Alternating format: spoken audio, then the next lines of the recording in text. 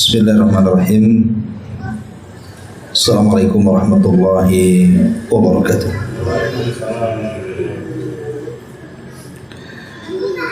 Alhamdulillah wassalatu wassalamu ala rasulillah wa ala alihi wa sahbihi wa mawalah wa la hawla wa la quwata illa billahi wa ba'du. Alhamdulillah, segala puja dan puji hanya milik Allah subhanahu wa ta'ala. Salawat dan juga salam kita hadiahkan kepada Rasul kita Nabi besar Muhammad sallallahu alaihi wa ala alihi wasallam. Ma'asyiral muslimin wal muslimat rahimakumullah. Pembahasan di malam hari ini ada sebuah nasihat dari Al-Imam Ibnul Qayyim Al-Jauziyah rahimahullah ta'ala di dalam kitabnya Madarijus Salikin, di mana beliau menyebutkan tentang 10 perkara puncak daripada kecintaan Allah subhanahu wa ta'ala kepada hambanya. Karena kita tahu bahwa ibadah itu ada 2 macam. Ada ibadah qalbiyah, ibadah yang dilakukan oleh hati, dan ada ibadah al-badaniyah, ibadah yang dilakukan badan. Tapi ibadah yang dilakukan badan itu ditentukan oleh ibadah yang dalam hati. Karena baik buruknya badan kita itu ditentukan dengan hati kita. Makanya Nabi SAW mengatakan, ala wa inna fil jasadi mudghah idza saluhat saluhal jasadu kullu wa idza fasadat fasadal jasadu kullu ala wahiyal qalbu. Ingat daging. Kalau daging ini baik maka akan memperbaiki seluruh badannya. Tapi kalau daging ini tidak baik maka tidak akan memperbaiki seluruh badannya. Itulah hati, kata Rasul. Lah ibadah hati itu kan terbagi menjadi 3. Pertama al-khawfu, yang kedua ar-raja'u, dan yang ketiga al-mahabbatu. Pertama perasaan takut kita kepada Allah, yang kedua perasaan harap kita kepada Allah, dan yang ketiga perasaan cinta kita kepada Allah subhanahu wa ta'ala. Nah, saya tidak akan menjelaskan 3-tiganya. Saya akan fokus kepada ibadah hati yang ketiga, al-mahabbatu, cinta kepada Allah subhanahu wa ta'ala. Nah, di sini Al-Imam Ibnul Qayyim menyebutkan 10 perkara. Kalau 10 perkara ini kita amalkan, beliau mengatakan bahwa dia telah mencapai puncak daripada kecintaan Allah subhanahu wa ta'ala. Lalu apa saja 10 perkara ini? Beliau mengatakan awwaluha, yang pertama, qiraatul Qur'ani wa tadabburu, membaca Al-Quran dan berusaha untuk merenungkannya. Qala Allah azza wa jalla, Allah berfirman, kitabun anzalnahu ilaika mubarakun liyadabbaru ayatihi wa liyatadhakkara ulul albab. Allah mengatakan kitabun anzalna, Al-Quran yang telah kami turunkan kepada wahai Muhammad itu penuh dengan berkah, agar mereka bisa merenungkan setiap ayat-ayatnya dan memikirkannya bagi orang-orang yang memiliki akal pikiran. Khotifidin muliakan Allah subhanahu wa ta'ala. Ada ulama salaf yang mengatakan bahwa fahmul hudud khairun min fahmil huruf. memahami batasan-batasan dalam Al-Quran itu jauh lebih baik dibandingkan hanya sekedar memahami huruf-huruf dalam Quran. Lah kebanyakan hari ini orang lebih sibuk memahami huruf dibandingkan memahami hudud, batasan-batasan. Makanya di antara tanda-tanda kiamat adalah kathratul qurra wa qillatul fuqaha wal ulama.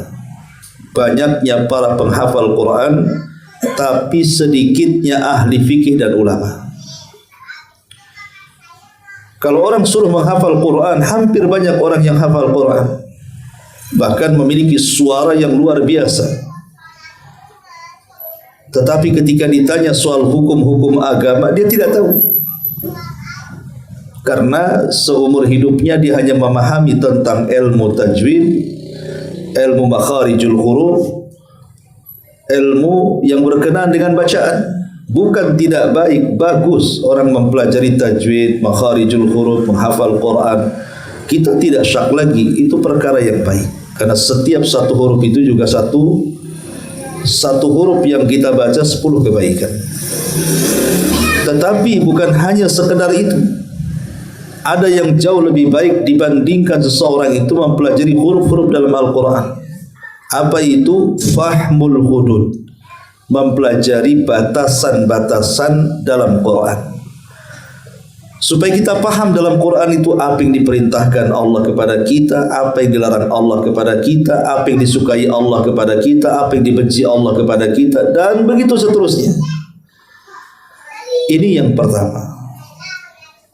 Kemudian yang kedua, kata Imam Ibnul Qayyim rahimahullahu ta'ala, at-taqarrub ilallahi bin nawafil ba'dal faraid. Berusaha mendekatkan diri kepada Allah Subhanahu wa taala dengan memperbanyak ibadah-ibadah sunnah selain daripada wajib. Tidak syak lagi bahwa melaksanakan kewajiban kita kepada Allah itu sesuatu yang dicintai Allah. Tetapi kalau kita mau menambah dari yang wajib dengan yang sunnah, maka Allah akan lebih mencintai kita lagi. Dan itu berdasarkan hadis qudsi di mana Allah Subhanahu wa taala mengatakan, "Wa ma yazalu 'abdi yataqarrabu ilayya bin nawafil hatta uhibbahu." Ketika seorang hamba itu senantiasa menambah dari yang wajib dengan yang sunnah-sunnahnya, maka lama-lama aku akan terus mencintai dirinya. Dan apabila aku mencintai dirinya, kata Allah, fa idza ahbabtuhu, kalau aku sudah cinta dengan orang ini, kuntu sam'ahu alladhi yasma'u bi, wa basarahu alladhi yubsiru bi, wa yadahu allati yamtishu biha, wa rijlahu alladhi yamshi biha, wa idza sa'alani fa'utiyah, wa in ista'adzani lau'idzanna. Allah Subhanahu wa taala mengatakan, kalau betul-betul aku sudah cinta dengan hamba ini, maka aku akan menjadi penglihatannya di mana dia melihat dengannya. Aku akan menjadi pendengarannya di mana dia mendengar dengannya. Aku akan menjadi tangan di mana dia bergerak dengannya. Aku akan menjadi kakinya di mana dia melangkah dengannya. Dan apabila hamba itu meminta kepadaku, ku beri, dan apabila minta perlindungan, pasti ku lindungi. Lihat, orang yang melakukan perkara sunnah setelah melaksanakan perkara yang wajib, maka itu alamat dari alamat auliyaullah. Berarti dia telah mengarah kepada wali-wali Allah. Sebab di masyarakat ini kadang-kadang membatasi wali itu dengan orang-orang tertentu. Padahal siapapun bisa menjadi wali Allah. Lah salah satu syaratnya menjadi wali Allah adalah orang-orang yang terus-menerus melaksanakan yang sunnah setelah melaksanakan yang wajib. Maka lama-lama kita akan menjadi wali-wali Allah Subhanahu wa taala yang Allah katakan, ala inna awliya Allah la khaufun alaihim wa lahum yahzanun. Ingatlah wali-wali Allah itu mereka yang tidak ada perasaan takut dan kekhawatiran dalam hidupnya. Ini yang kedua. Yang ketiga, dawamu dzikrillahi azza wa jal ala kulli halin bil qalbi wal lisan. Dawamu dzikrillah, terus menerus berzikir kepada Allah Subhanahu wa taala, baik zikir dalam hati ataupun zikir secara lisan. Karena yang namanya bukti orang mencintai itu adalah dengan memperbanyak menyebutnya. Kita kalau suka dengan seseorang, pasti kita akan terus menyebut-nyebut dia, karena kita suka dengan dia. Tapi kalau orang benci dengan dia, pasti tidak mau mendengar namanya. Mendengar namanya saja marah dia. Ah, jangan disebut, aku tak suka, tak sudi dengan dia. Itu kalau benci. Dengar namanya saja sudah tak suka kita ini. Makanya kenapa dalam kisah Laila Majnun yang sudah saya jelaskan dulu, ada seorang laki-laki yang suka dengan gadis namanya Laila. Apabila datang di malam hari, maka dia senang. Apabila datang di siang hari, dia tidak senang. Kenapa? Karena malam bahasa Arabnya Lailun, persis seperti nama pacarnya. Kalau siang itu nahar, tidak sama dengan nama pacarnya kan. Makanya kalau datang di malam hari, dia pun bersyair menyebut-nyebut kalimat Lail, malam. Karena nama pacarnya si Lail namanya. Dan Lail bahasa Arabnya malam, gitu. Karena cintanya dengan si Laili, maka apabila datang di malam hari, dia tidak pernah tidur. Namanya Majnun, orang gila. Maka satu hari dia melamar si Laila, ditolaknya oleh orang tuanya. Kecewa dia. Akhirnya dia lari ke hutan. Sampai di hutan, lapar dia. Segera dia membuat panah dan busurnya, kemudian mengejar kijang yang sedang berlari. Akhirnya dipanah kakinya. Kijang itu kemudian roboh, kemudian ditangkap.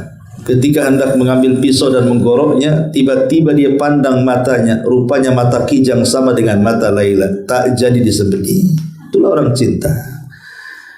Maka disebut Majnun, gila kan, Laila Majnun. Jadi kepada seseorang saja, manusia dengan manusia, ketika kita mencintainya, kita suka menyebut namanya. Walillah matsalul a'la. Maka bagi Allah itu permisalan yang jauh lebih tinggi dibandingkan manusia. Harusnya kita harus lebih lagi banyak berzikir kepada Allah, karena zikir itu salah satu bentuk cinta kita kepada Allah Subhanahu wa taala. Ini yang ketiga. Kemudian yang keempat, kata beliau, itharu mahabbatillahi ala mahabbatin nafsi. Mendahulukan kecintaan kita kepada Allah Subhanahu wa taala dibandingkan kecintaan kita kepada diri sendiri. Satu hari Nabi SAW berbincang-bincang dengan Umar bin Khattab radhiyallahu anhu. Umar mengatakan, ya Rasulullah, tidak ada manusia yang lebih aku cintai dibandingkan dirimu kecuali diriku. Kata Rasul, ya Umar, engkau belum sempurna imannya. Kemudian Umar mengatakan, bagaimana tidak sempurna wahai Rasul? Maka Rasul mengatakan, sampai engkau lebih mendahulukan aku dibandingkan dirimu sendiri.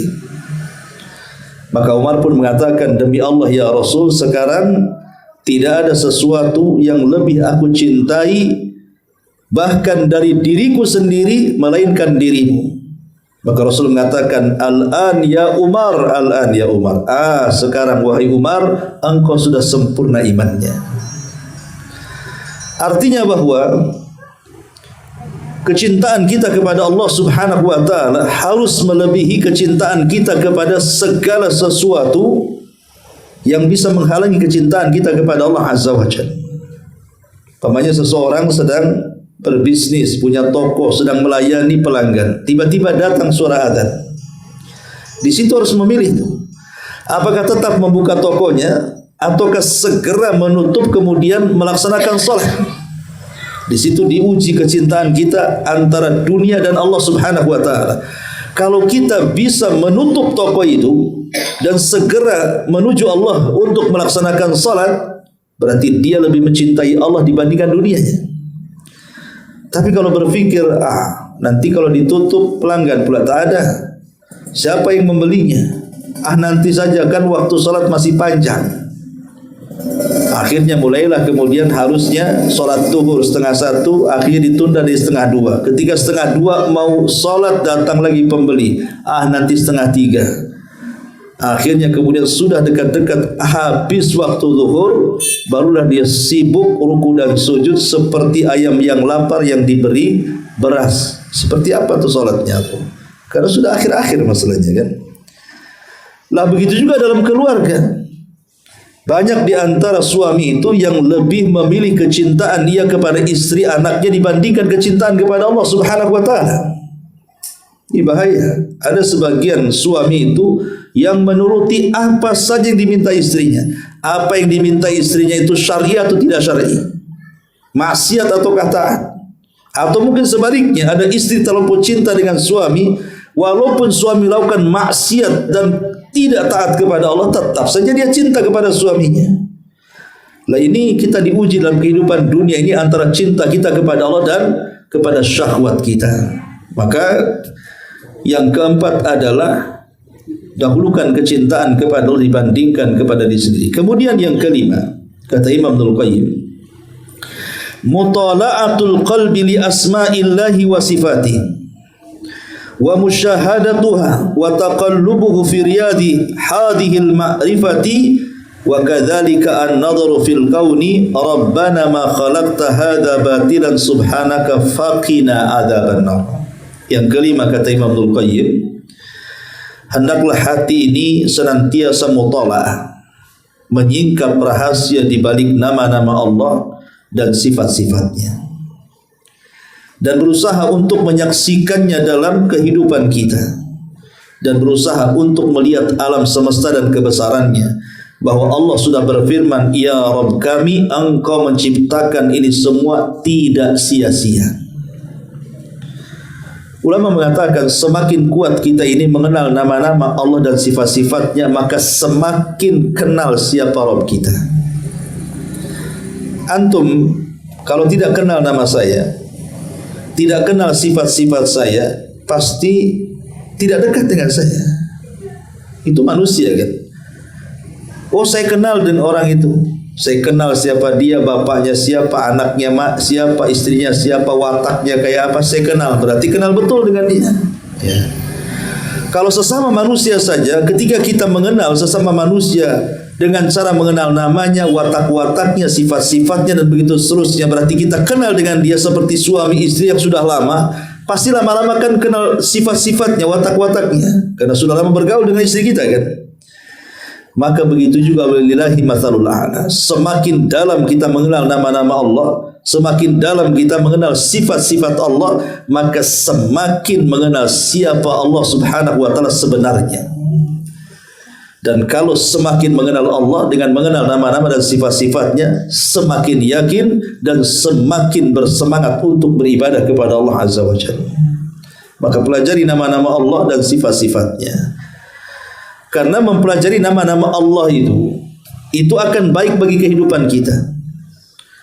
Nama Allah itu kan ada dua, ada namanya Ismu Al-Jalalah, ada namanya Ismul Jamalah. Ismul Jalalah itu artinya nama Allah yang menunjukkan keagungan kebesarannya. Itu namanya Jalalah. Ada yang kedua Ismul Jamalah, nama Allah yang sifatnya keindahan, kelembutan. Lah ulama akidah mengatakan, kalau kita mempelajari nama-nama Allah yang sifatnya Ismul Jalalah, nama Allah yang merupakan keagungan dan kebesaran Allah, maka sifatilah diri kita kebalikan daripada sifat Allah. Ketika Allah disebut mutakabbir, Allah itu zat yang maha sombong, maka jadilah kebalikannya. Kita ini rendah diri dan rendah hati. Ketika Allah disifati dengan sifat Al-Khaliq, dia pencipta, maka tirulah kebalikannya, berarti kita adalah makhluk. Maka supaya kita lebih merendahkan diri kepada Sang Penciptanya, itulah berhadapan dengan nama Allah yang sifatnya Jalala. Tapi ada nama Allah itu yang sifatnya Jamalah, penuh dengan kelembutan, penuh dengan kehalusan, seperti Allah itu Ghafur, Maha Pengampun. Maka jadi juga kita sebagai Ghafur, mudah memaafkan orang. Allah itu Rahim, maka jadilah hamba Allah yang penuh dengan rahmat. Dan begitu seterusnya. Jadi mempelajari nama Allah itu pasti akan melahirkan orang-orang baik. Maka dari sini pentingnya kita memahami nama dan sifat bagi Allah dan melihat kondisi di sekeliling kita, bahkan jauh daripada itu alam semesta, supaya kita lebih mengenal dan lebih mencintai Allah Subhanahu wa taala. Kemudian yang keenam, kata beliau, musyahadatu birrihi wa ihsanihi wa ni'amihi adh-dhahirati wal batinati. Hendaklah kita menyaksikan kebaikan Allah kepada kita dan nikmat-nikmat yang telah Allah anugerahkan, baik yang zahir ataupun yang batin kepada kita. Coba kita pikirkan bagaimana baiknya Allah kepada kita. Coba, Allah sudah menciptakan kita, Allah sudah memberikan rezeki kepada kita, dalam badan kita Allah memberikan mata, telinga, akal, kaki, tangan, dan begitu seterusnya. Diberikan keluarga, diberikan istri, pasangan, anak-anak, rumah, pekerjaan. Itu kan luar biasa tuh. Ya. Wa in ta'uddu nikmatallah la tusuha. Kalau engkau hendak menghitung nikmat Allah itu tidak akan dihitung. La in ta'adzana rabbukum la in syakartum la azidannakum. Kalau kalian bersyukur akan nikmatku ku tambah. Intinya bahwa lihatlah kebaikan Allah kepada kita. Bahwa kebaikan Allah kepada kita ini jauh lebih baik dibandingkan hamba-hamba Allah yang baik kepada kita. Makanya kalau saya buat analogi seperti ini, orang-orang yang melakukan kesyirikan, kenapa Allah Subhanahu wa taala murka kepada dia? Sekarang analogi sederhana saja ya. Saya punya anak. Dari kecil saya rawat anak itu. Ketika masuk sekolah SD, saya sekolahkan dia sekolah dasar. Dan saya biayai sampai selesai sekolah dasar.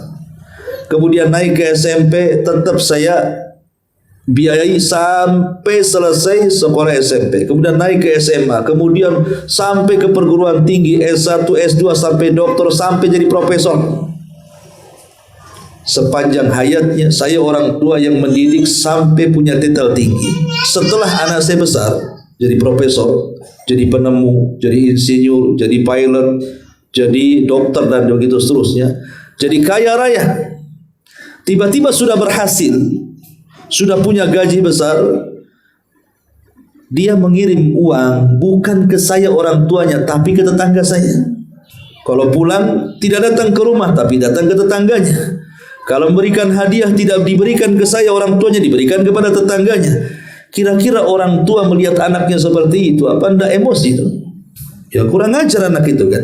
Saya membesarkan setelah berhasil, kenapa kemudian kebaikannya diberikan kepada tetangganya? Pasti saya akan marah. Walillah matsalul a'la. Maka bagi Allah permisalan yang lebih tinggi. Allah sudah menciptakan kita, Allah sudah berikan nikmat kepada kita, memberikan banyak kebaikan kepada kita. Tiba-tiba kita menyekutukan selain Allah. Coba, menyembahnya bukan kepada Allah, bukan kepada zat yang sudah memberikan segalanya kepada kita, malah kita sembah pula selain Allah. Ya wajar kalau Allah murka. Sebagaimana kita punya anak dibesarkan, tahu-tahu berbuat baik kepada orang lain, kan begitu. Lah, dari sini pentingnya seseorang itu melihat kebaikan Allah supaya kita lebih mentauhidkannya lagi. Ini yang keenam. Kemudian yang nomor 7, inkisarul kalbi baina yadayhi. Inkisar al-qalbi baina yadayhi. Berusaha untuk merendahkan hati di hadapan Allah Azza wa Jalla. Nabi SAW bersabda dalam sebuah hadis, kata Nabi SAW, aqrabu ma yakunul abdu min rabbih wa huwa sajid fa aktsiru du'a. Kata Nabi SAW, kondisi kita yang paling dekat dengan Allah kapan? Dalam satu hari kita ini hidup di dunia ini, ada kondisi-kondisi kita itu paling dekat posisi kita dengan Allah. Dan itu kapan? Kata Nabi SAW, aqrabu ma yakunul abdu baina rabbihi wa huwa sajid. Kata Nabi SAW, yang paling dekat seorang hamba dengan Allah Subhanahu wa ta'ala adalah ketika posisi dia sedang sujud. Itulah posisi dekatnya kita dengan Allah. Kemudian Rasul mengatakan, disitulah perbanyak oleh kalian doa. Jadi kata Imam Ibnul Qayyim ketika menyebutkan yang ketujuh itu, bahwa kita harus inkisar, betul-betul menghambakan diri kepada Allah Azza wa Jal, maka kondisi yang paling baik dalam menghambakan diri itu ketika kita sujud. Artinya apa? Perbanyak sholat. Karena ibadah sujud itu hanya ada di sholat. Ya. Dan kita tahu bahwa kenapa posisi sujud itu posisi yang paling mulia, kedekatan seorang hamba dengan Allah. Dari anggota badan kita dari atas kepala sampai kaki itu, yang paling mulia itu wajah. Berapa banyak emak-emak menghabiskan ratusan juta gara-gara wajah, ya kan? Operasi sana sini, skincare-nya atau apanya. Masa untuk dengkulnya, ya untuk wajahnya lah kan itu ya. Semua lipstik untuk wajah, bedak untuk wajah, beli kacamata untuk wajah, semua untuk wajah. Karena itu bagian yang paling mulia wajah itu. Makanya kenapa jangan memukul wajah. Kata Nabi SAW, la tadribil wajah, jangan kau pukul wajah. Jangan lagi wajah manusia, wajah binatang saja kita tidak boleh memukulnya, apalagi wajah manusia.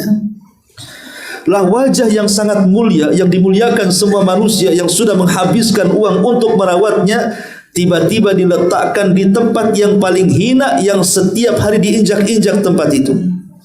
Ini lantai ini tempat hina karena kita injak-injak, tapi ketika sholat wajah kita pula diletakkan di situ.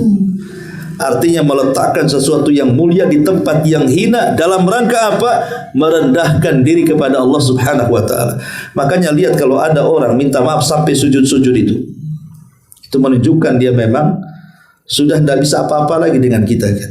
Tapi itu salah, tidak boleh kita sujud kepada manusia. Hatta seorang anak sujud kepada orang tuanya saja tidak boleh. Bukankah Rasul yang mengatakan ketika Rasul sedang berjalan di gang-gang kota Madinah, tiba-tiba kemudian ada unta mengejar dia. Setelah di hadapannya tiba-tiba unta itu sujud, maka Rasul mengusap unta itu kemudian mengatakan, siapa pemilik unta ini? Man sahib hadal jamal, siapa pemilik unta ini? Faja'a fatan minal ansar, datanglah anak muda dari Ansar mengatakan, saya wahai Rasul. Maka Rasul marah dan mengatakan, lihat untamu katanya. Dia lari mengejar aku, kemudian dia laporan kepadaku bahwa engkau hanya pandai membuat bekerja tapi tidak pandai mensejahterakannya. Lihat untamu menangis, keletihan, kecapean. Bertakwalah kepada Allah, kata Rasul. Kemudian para sahabat yang menyaksikan, kok ada unta sujud di hadapan Nabi. Mereka mengatakan, ya Rasulullah, unta itu tidak berakal. Kenapa dia sujud kepadamu? Harusnya kami yang berakal sujud kepadamu, kata para sahabat. Oh, kata Rasul, jangan. Lau amur an yasjuda ahadun li ahadin la amartul mar'ata an tasjuda li zawjiha li idhami haqqihi. Kata Nabi SAW, jangan kalau seandainya Allah perintahkan aku kepada manusia agar manusia sujud kepada manusia yang lainnya, maka yang aku perintahkanlah seorang istri sujud kepada suaminya karena besarnya haknya. Tapi itu pun tidak aku anjurkan. Antum pernah melihat ada orang sujud-sujud kan? Tidak boleh. Sujud ruku itu diberikan kepada Allah, tidak boleh sujud kepada manusia. Bahkan ada sebagian pesantren kadang-kadang didoktrin gurunya, ulamanya gitu ya, sampai harus sujud-sujud di kaki. Siapa anda dengan Nabi SAW? Tidak ada satupun sahabat yang sujud di hadapan Nabi. Ma'asyiral muslimin yang dimuliakan Allah Azza wa Jalla, intinya bahwa yang nomor 7, inkisar al-qalbi baina yadai, artinya tundukkan hati kita ini kepada Allah saat sujud. Kemudian thaminuha yang ke-8, al-khalwatu waqta nuzul al-ilahi, berusaha untuk berkhalwat. Berkhalwat itu bersendirian. Kapan? Di waktu turunnya Allah Subhanahu wa taala. Wa tilawatu kitabihi thumma khutima dzalika bil istighfar. Kemudian berusaha membaca kitab Allah dan akhirilah malam itu dengan istighfar. Jadi yang ke-8 artinya kita berkhalwat. Berkhalwat itu berdua-duaan. Dengan siapa berdua-duaan? Dengan Allah. Kapan itu? Waktan nuzul, ketika Allah turun. Kapan turunnya Allah? Di sepertiga malam akhir. Bangun di situ, bermunajat dengan Allah, berasik-asik berduaan dengan Allah. Salat, setelah salat baca Quran, setelah baca Quran berdoa, setelah berdoa istighfar. Itulah 4 amalan yang sangat dianjurkan di sepertiga malam akhir. Pertama tahajud, setelah tahajud kemudian berzikir dan membaca Quran. Kemudian setelah berzikir dan membaca Quran, kemudian berdoa. Setelah berdoa, bacalah istighfar. Nabi SAW bersabda, yanzilu rabbuna ila sama'id dunya fi kulli thuluthil lailil akhir wa dhalika kulla lailatin. Faqala Allah azza wa jalla li ibadihi man yad'uni fa astajiba lah wa man yas'aluni fa utiyah wa man yastaghfiruni fa aghfir lah. Rasul mengatakan Allah itu turun pada sepertiga malam akhir ke langit dunia, dan itu setiap malam. Kemudian Allah mengatakan kepada hamba-hambanya, hei hamba-hambaku, siapa yang berdoa ku kabulkan. Hei hamba-hambaku, siapa yang minta ku kasih. Hei hamba-hambaku, siapa yang beristighfar ku ampuni dosa-dosanya. Maka siapa yang menghidupkan malam dengan tahajud, dengan zikir, dengan baca Quran, dengan doa dan istighfar, maka dia telah memberkahi kehidupannya.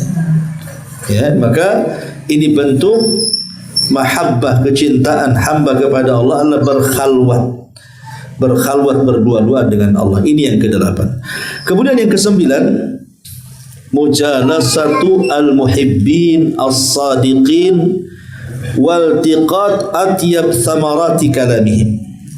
Duduk bersama para muhibbin, orang-orang yang saleh, dengan guru-guru, dengan hamba-hamba Allah yang saleh. Kemudian perhatikan ucapan-ucapan baik mereka. Perhatikan ucapan-ucapan samarati kalami, buah daripada ucapan mereka orang-orang saleh, para ulama, para muhibbin, para sadiqin. Duduk bersama mereka. Karena Allah mengatakan dalam Al-Quran, wasbir nafsaka ma'al ladzina yad'una rabbahum bil ghadati wal ashi yuriduna wajha wala ta'du aynaka anhum turidu zinatal hayatid dunya wala tuti man aghfalna qalbahu an dzikrina wattaba'a hawahu wa kana amruhu furuta. Apa kata Allah? Bersabarlah engkau wahai Muhammad bersama orang-orang yang menyeru Rabbnya di waktu pagi dan petang dengan mengharap keridhaan Allah. Janganlah kedua matamu wahai Muhammad berpaling dari mereka karena mengharap perhiasan kehidupan dunia, dan janganlah engkau mengikuti orang-orang yang hatinya telah kami lalaikan dan mengingat kami serta menuruti hawa nafsunya dan keadaan mereka sangat melampaui batas. Ini Allah Subhanahu wa taala merintahkan Nabi kita loh.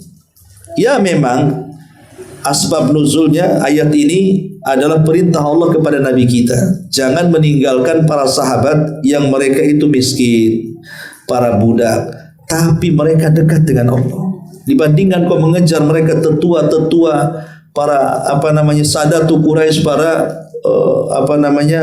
orang-orang besar Quraisy, belum tentu mereka itu masuk Islam.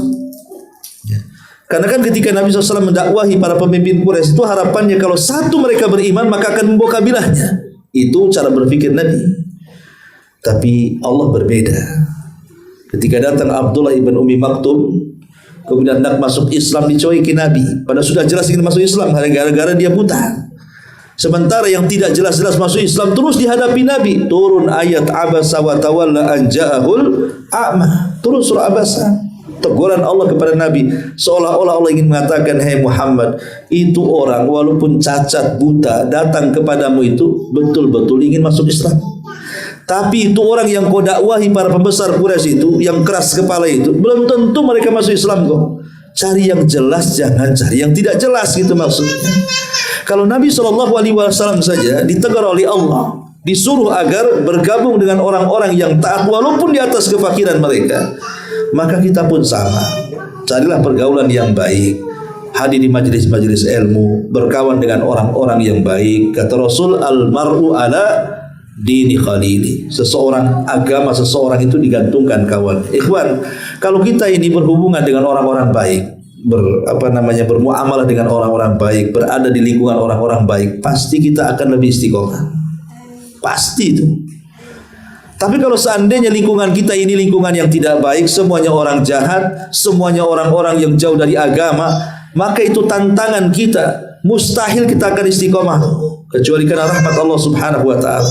Maka penting mempertahankan istiqomah itu dengan cara apa? Cari teman sebanyak mungkin, dan teman-teman ini adalah orang-orang saleh yang bisa menarik kita. Bukankah Rasul mengatakan permisalan teman yang baik dengan teman yang tidak baik itu sama dengan kita datang ke orang yang jualan minyak wangi dengan orang yang sedang bekerja di pandai besi, kata Rasul. Kalau kita ini berteman dengan para penjual minyak wangi itu, ada 3 kemungkinan. 1, boleh jadi tiba-tiba penjual minyak wangi ngasihkan mewangiannya kepada kita kan. Kalau penjual minyak wangi kan pasti akan ambil sedikit, ditempel-tempel sini kan begitu. Dapatlah kita wanginya. Atau kita yang membelinya. Ataupun kalaupun kita tidak diberi atau memberi tapi dekat dengan dia itu pasti ada wanginya tuh. Begitulah berteman dengan orang soleh.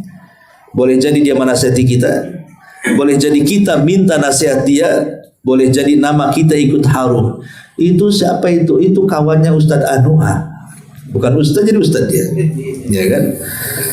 Tapi bagaimana Nabi mengatakan kalau kawan yang buruk itu seperti pandai besi. Coba lihat pandai besi, isinya cipratan api saja dari pukulan-pukulan besi itu. Kalau kita mendekat, terkena cipratan, terbakar kita. Kalau kita menjauh dengan dia, tak punya kawan pula.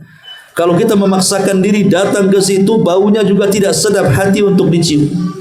Jadi serba salah. Ya, itulah berkawan dengan orang jahat itu serba salah.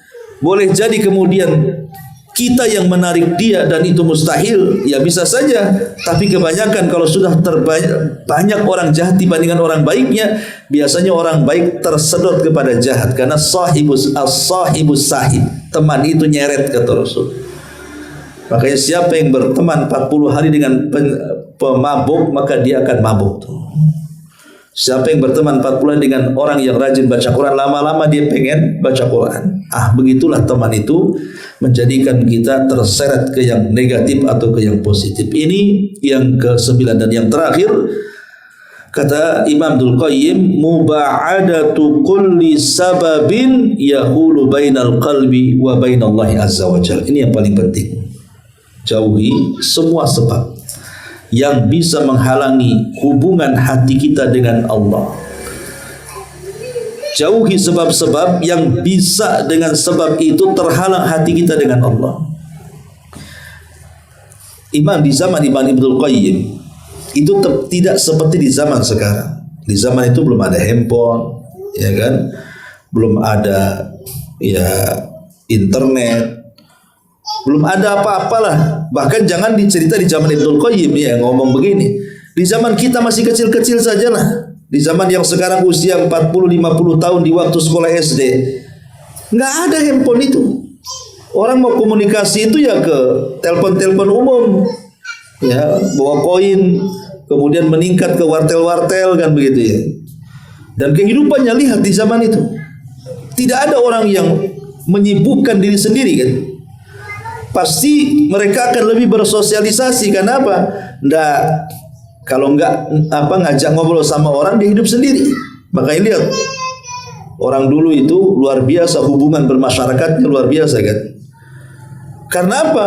Ya karena memang tidak ada yang menghalangi mereka. Kalau sekarang kan ada yang menghalangi mereka, handphone kan. Sekarang loh orang bisa duduk di depan handphone itu dari pagi sampai sore tidak jenuh. Coba kalau dulu nggak ada handphone, duduk dari pagi jenuh sampai sore itu. Mau ngapain? Gara-gara handphone kita bisa duduk seharian. Coba anak kecil yang main PlayStation itu, dia walaupun tidak makan dari pagi sampai sore nggak ada masalah, asal pegang tuh remote tuh, bisa khusyuk ya. Lah pada hari ini, pada poin yang ke-10 inilah yang menghalangi hati kita dengan Allah adalah handphone depan kita. Inilah barang yang banyak menghalangi hubungan seorang hamba dengan Allah Azza wa Jalla. Handphone ini. Kalau dulu ngaji Quran, nggak ada yang menghalangi, ya ngaji, Sampai selesai entah lembar, 2 lembar, 3 lembar, 1 juz, 2 juz. Sekarang sama-sama ngajinya, tapi ngaji dari handphone. Ada aplikasi Qur'annya, tapi tidak tahan. Baru beberapa ayat, ting tong WA masuk. Paksa kemudian buka, baca dulu, tutup, baca lagi, ya kan? Ada saja halangannya. Seolah-olah apa? Seolah-olah tidak pernah khusyuk. Makanya kenapa alat kecil ini, alat pintar ini betul-betul pintar itu membohongi kita, supaya hati kita ini terhalangi dengan Allah Subhanahu wa taala, dan itu sebab menghilangkan kecintaan kita kepada Allah. Ketika kita belum mampu meninggalkan hal-hal yang menjadikan penghalang antara hati kita dengan Allah Subhanahu wa taala. Salah satunya adalah alat komunikasi atau permainan-permainan, hobi-hobi. Hati-hati yang hobi binatang. Kadang-kadang saya lihat, di tiban kampung itu ada orang hobi melihara ayam. Enggak, ayam aduan mungkin kan. Masuk pagi-pagi buta sudah dimandikan. Nanti agak siang sibuk dikasih minum extra jos, itu apa itu? Ratindeng ya. Itu subhanallah, dirapihkan, dimandikan, ditaruh di atas. Jadi satu hari saya pikir itu aja yang diurus tuh si ayam jago. Padahal badan dia nggak diurus tuh. Jadi aneh, harusnya ayam yang bau, ini terbalik, dia yang bau. Ayamnya yang wangi kan itu ya. Karena ayamnya malah dimandikan, dianya nggak mandi.